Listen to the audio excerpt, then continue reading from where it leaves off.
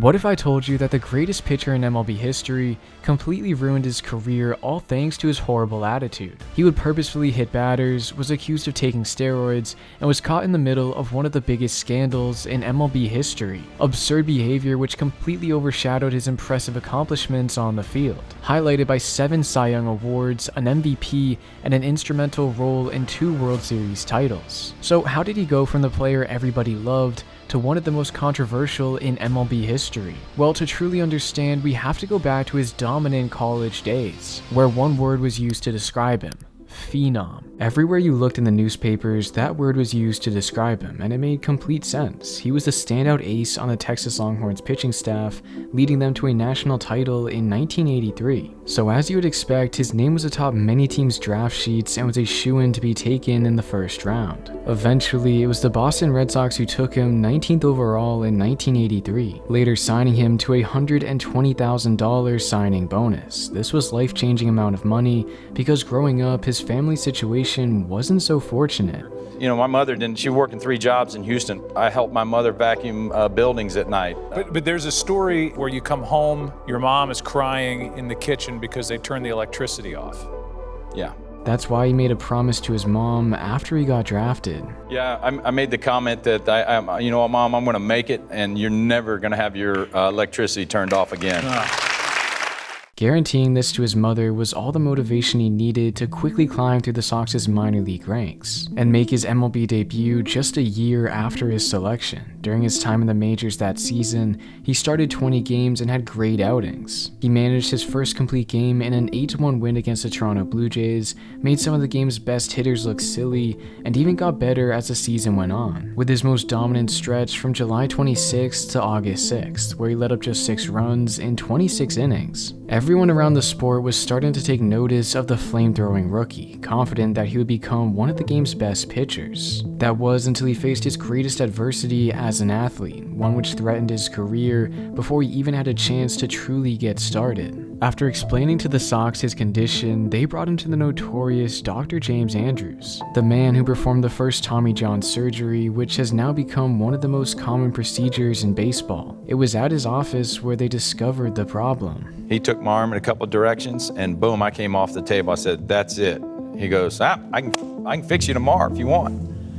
And I was like, let's do it. It turns out he had suffered a torn labrum in his shoulder, not as severe as a torn UCL, but still had massive implications on his career moving forward. That's why nobody knew the type of pitcher he would return as the following season. I get to spring training, I'm kind of taking it easy. I got rocked in spring training. It was very disheartening. I got rocked. Spring training stats don't necessarily matter for a veteran player, but for a young pitcher coming off a major surgery to struggle like he did was not a sign anyone on the Sox wanted to see. That's why everyone held their breath as he took the mound for the first time in the regular season, only to have all their worries melt away within an instant. His first start was a dominant winning display against the White Sox, missing a complete game performance by just 1 out. It was a great season debut, but still, this was against the White Sox, one of the weaker teams in the league, as they only won 72 games that year. But Clemens kept chugging along. He tossed a complete game performance against the Royals in his following outing, then struck out 10 against the Detroit Tigers. He was the hottest pitcher in baseball, and unfortunately for the Seattle Mariners, they were his next casualty. A new record!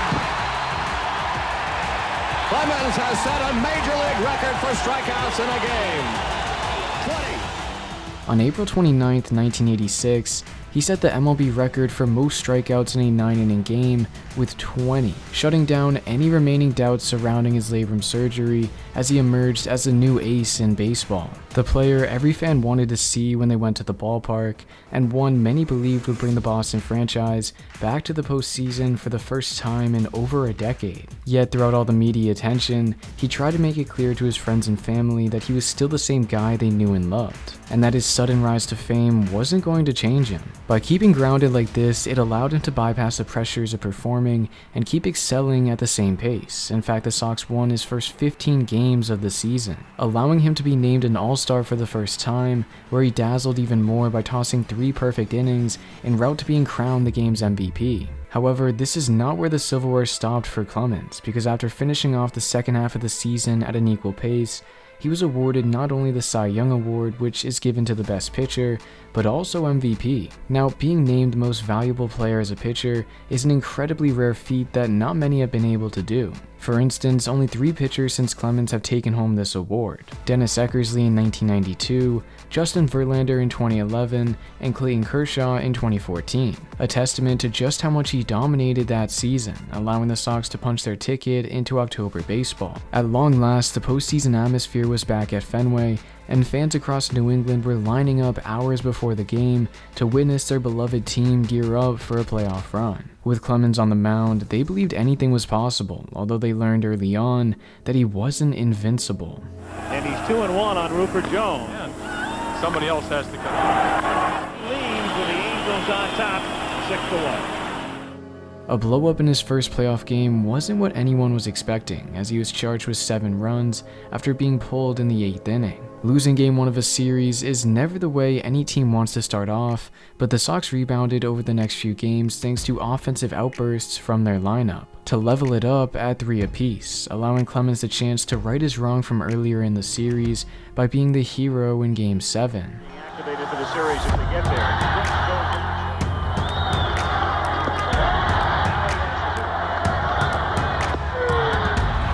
Sox are 6 outs away, 7th inning stretch. After posting his worst outing of his season, he settled down and tossed a gem when it mattered most, going 7 strong innings, allowing just 1 run, lifting the Sox into the World Series. You could sense the excitement running wild throughout the streets of Boston, which only grew as they dominated the New York Mets during the first 5 games of the series. Their pitching staff combined to shut out the Mets in Game 1. Then in the following, their offense exploded off one of the best pitchers in the game, Dwight Gooden. And following their 4-2 triumph in Game 5, they were now 1 win away from World Series glory. After months of anticipation, baseball is finally back. And if you're looking to cash in on your favorite athletes' performances, Underdog is the place to be. With their pick'em game, call your shot by selecting higher or lower on a player's projection and pick your entry fee. It's that easy. Underdog also offers various different fantasy games such as best ball drafts, where you draft a team of players and compete all season long to score the most points. And other games such as Rivals, which is a format where you choose between 2 players on who will produce the higher stat in a specific category. Currently, Underdog is available in over 30 different states,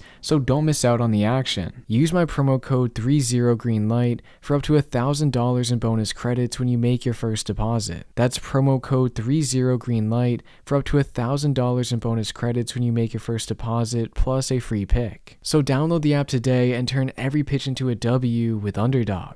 A World Series title is something Boston fans have been deprived of since 1918. In fact, the majority of their fans had never seen a championship. And poetically, the player who catapulted them into contention was the one tasked with closing the door on history. Now, imagine you were in this situation. You'd probably struggle to stay focused with tens of thousands of fans screaming and the thought of letting your team down. But not Clemens. This is where he felt he was at his best. For myself, I like adversity, I like pressure.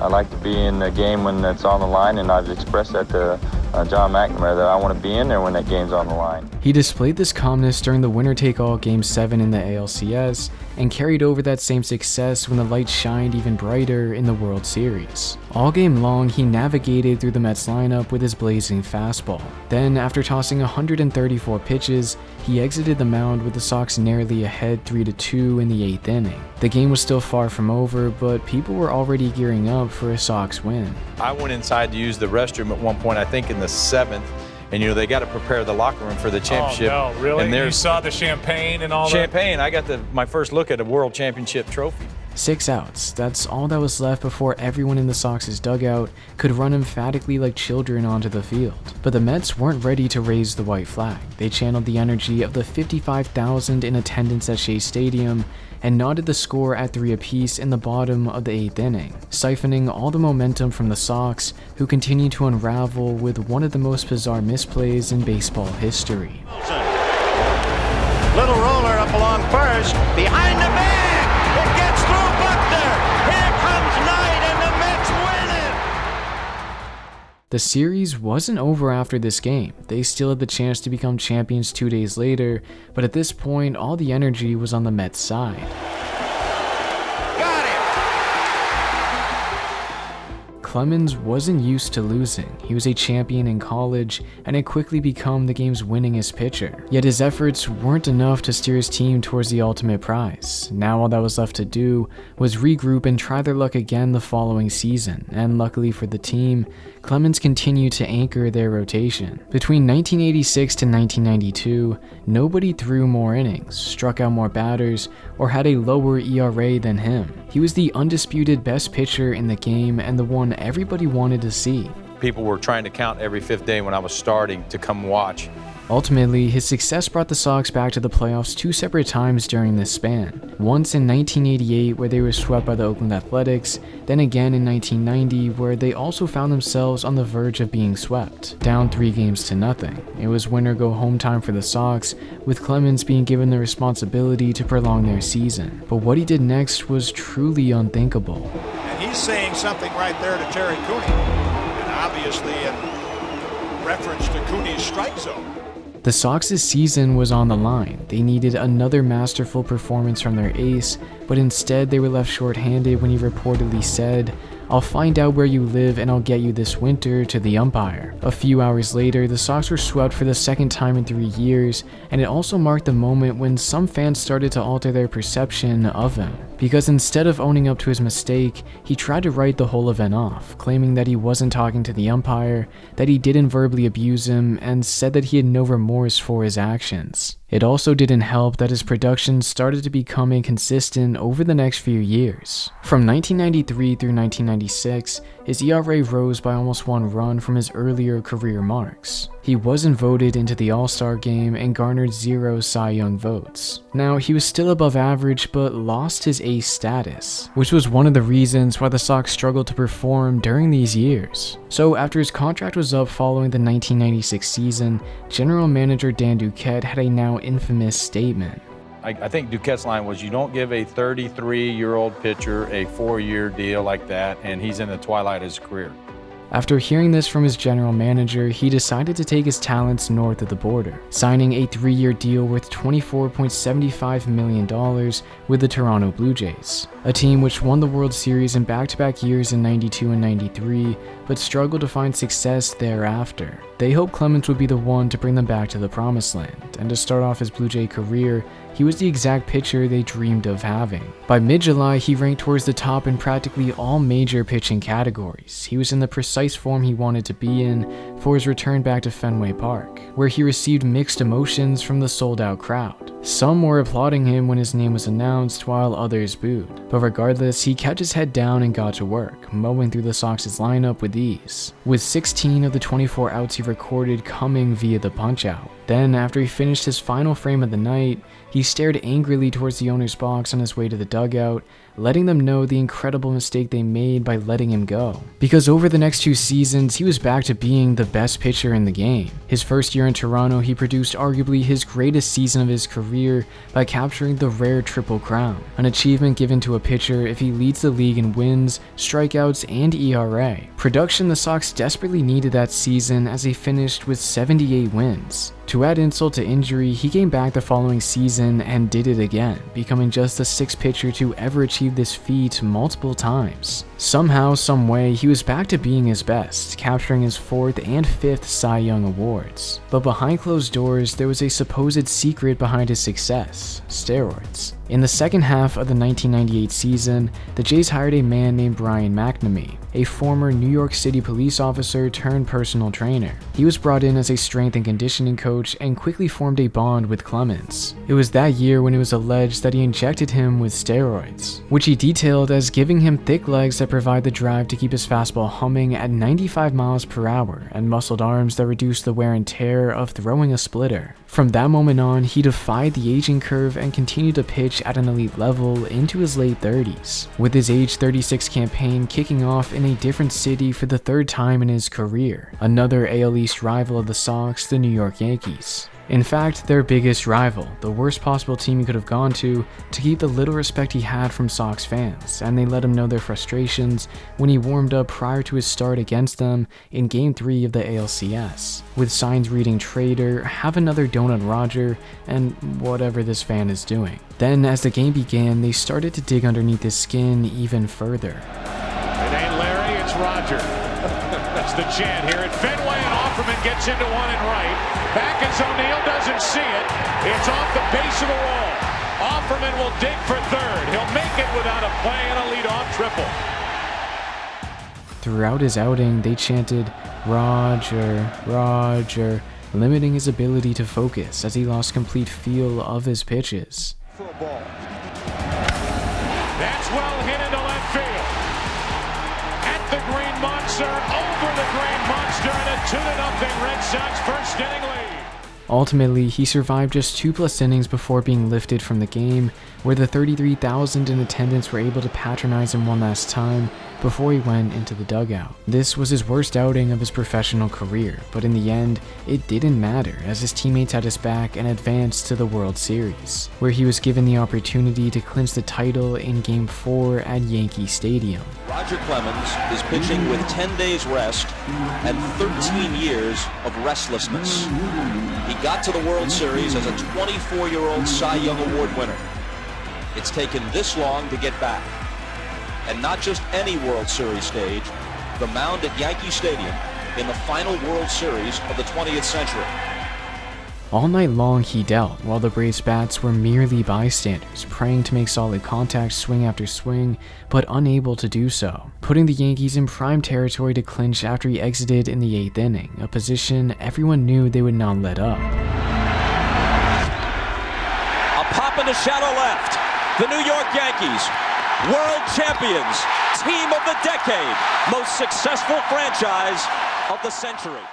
Winning the World Series was something he dreamt of since he was a teenager. He came agonizingly close with the Sox in '86, but now 13 years later, he was finally on top of the baseball world. Tonight, I kind of feel, I think I might kind of feel what it's like to be a Yankee for sure, and it's just great. These guys told me they were going to try and get this done, and they're right on the money.